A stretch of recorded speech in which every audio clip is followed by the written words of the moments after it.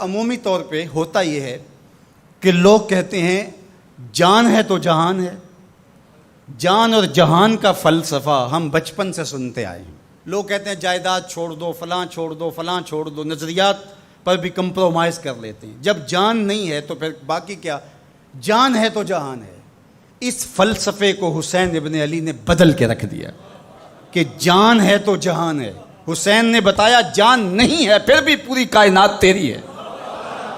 لوگ یہ کہتے ہیں کہ اگر لٹ گئے تو پھر سب کچھ برباد ہوگا. حسین نے یہ فلسفہ دیا لٹ کے ہی تو آباد ہوا جاتا ہے. یزید سب کچھ بچا کے بھی نہ بچ سکا، حسین سب کچھ کٹا کے بھی زندہ و جاوید رہا.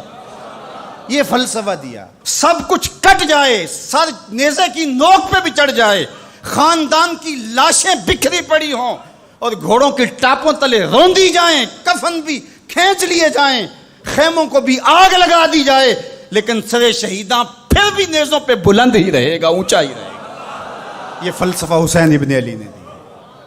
یہ سر جھکنے کے لیے نہیں ہے، یہ سر اوپر بلند ہونے کے لیے. اور میں ایک بات کہا کرتا ہوں، لوگ سر بچانے کے لیے ہاتھ دے دیتے ہیں، ظالم کے ہاتھوں میں ہاتھ دے دیتے ہیں کہ سر بچ جائے. حسین نے ہاتھ بچانے کے لیے سر دے دیا. ہم نے بچپن سے لے کر کے لڑکپن تک اور لڑکپن سے لے کر آج تک حضرت نبی رحمت صلی اللہ علیہ وآلہ وسلم کا یہ فرمان سنا ہے، من رآ منکم منکرا فلیغیرہ بیدہ فإن لم یستطع فبلسانہ فإن لم یستطع فبقلبہ وذلک اضعف الایمان او کما قال النبی صلی اللہ علیہ وسلم. تم میں سے اگر کوئی برائی کو دیکھے تو وہ ہاتھ سے روکے، ہاتھ سے نہیں روک سکتا تو زبان سے روکے، اور زبان سے بھی نہیں روک سکتا تو کم از کم دل سے برا جانے. اور یہ سب سے کمزور ترین ایمان کا مرتبہ تھا. جو لوگ کہتے ہیں امام حسین کربلا میں کیوں گئے، میں انہیں کہتا ہوں امام حسین حضور کی گود کے پالے ہوئے تھے، کمزور ایمان والے نہیں تھے کہ دل میں ہی کڑتے رہتے اور ظلم کو اور جبر کو اور زیادتی کو اور ناانصافی کو ہاتھ اور زبان سے نہ روکتے. حضرت امام حسین کے خطبے دیکھ لیجئے، قدم قدم پہ خطبے دیے. محمد بن حنفیہ کے نام جو آپ نے وصیت نامہ لکھا تھا، آپ نے فرمایا انی لم اخرج عاشرا ولا بطرا ولا مفسدا ولا ظالما. میں سیر سپاٹے کے لیے نہیں جا رہا اور نہ ہی میں اپنی کسی خواہش کی تکمیل کے لیے جا رہا ہوں. میرے اہداف میں، میری خواہشات کے کسی گوشے میں یہ موجود نہیں ہے کہ میں تخت و تاج حاصل کر لوں گا. انما خرجت لطلب الاصلاح فی امت جدی. میں اپنے دادا کی امت کی اصلاح کے لیے جا رہا ہوں. ارید ان آمر بالمعروف وانہی عن المنکر. میں امر بالمعروف اور نہی عن المنکر کے جذبوں سے مالا مال ہو کے میں اس سفر کو اختیار کر رہا ہوں.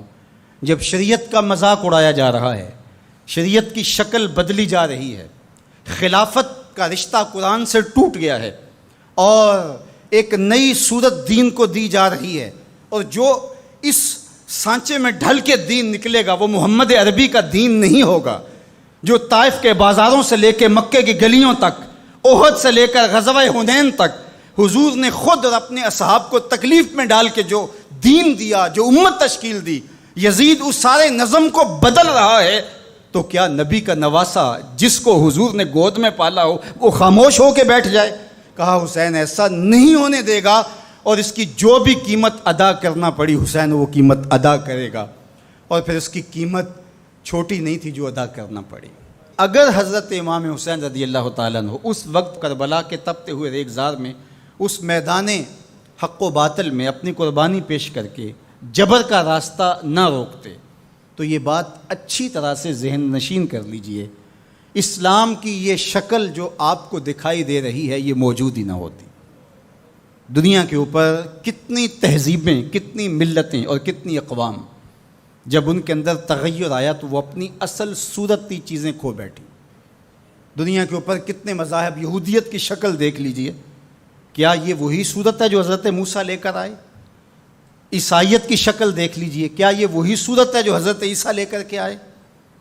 ابھی کچھ دن ہی نہیں گزرے تھے تو حواریوں کے بعد جو ہوا اور جس طرح سے دین عیسیٰ کا حلیہ بگاڑ کے رکھ دیا گیا، جس طرح موسوی دین کی شکل تبدیل کر کے رکھ دی گئی، تو کیا دین محمدی کی شکل باقی رہ جاتی؟ جب یوں دین کی صورت اور شکل کو بدلنے والے میدان میں آپ موجود ہوئے تھے، لیکن باقی ادیان، باقی تہذیبیں، باقی ملل، باقی قومیں، ان کی شکل اس لیے تبدیل ہو گئی کہ اس شکل کو بچانے والا کوئی حسین وہاں نہیں تھا، اور یہاں اس دین کی اصل صورت اور شکل اس لیے موجود رہی کہ اس دین کو بچانے والا حسین ابن علی موجود تھا۔ مسٹر گوکھلے نے کہا تھا کہ اگر حسین ابن علی رضی اللہ تعالی عنہ نہ کھڑے ہوتے تو اسلام یا تو مٹ ہی جاتا، اور اگر موجود رہتا تو اس کی وہ شکل نہ ہوتی جو محمد بن عبداللہ لے کر آئے تھے،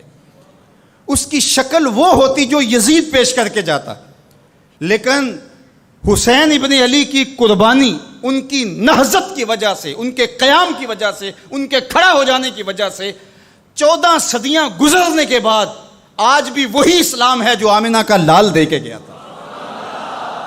یہ حسین ابن علی کا کام ہے جو حسین نے کیا۔ اس لیے حضور نے ناز کیا حسین پر، کہا کہ حسین منی و انا من حسین، حسین مجھ سے ہے اور میں حسین سے ہوں۔ یہ مجھ سے ہے کہ میری بیٹی کا بیٹا ہے، میری نسل ہے، میرا نسب ہے، میں حسین سے ہوں، قیامت تک میرے دین کا جھنڈا جھولتا رہے گا، تو اس کی بنیادوں میں لہو حسین ابن علی کا۔ حضرت امام حسین رضی اللہ تعالی عنہ نے ایک بات کہی تھی جب بیعت کا آپ سے مطالبہ کیا گیا، تو آپ نے یہ نہیں کہا کہ میں یزید کی بیعت نہیں کرتا، بلکہ آپ کا جملہ تاریخ ساز ہے، بڑے لوگوں کا کلام بھی بڑا ہوتا ہے اور حکمت کے نور سے بھرا ہوا ہوتا ہے، قیامت تک ایک نصب العین دینا تھا۔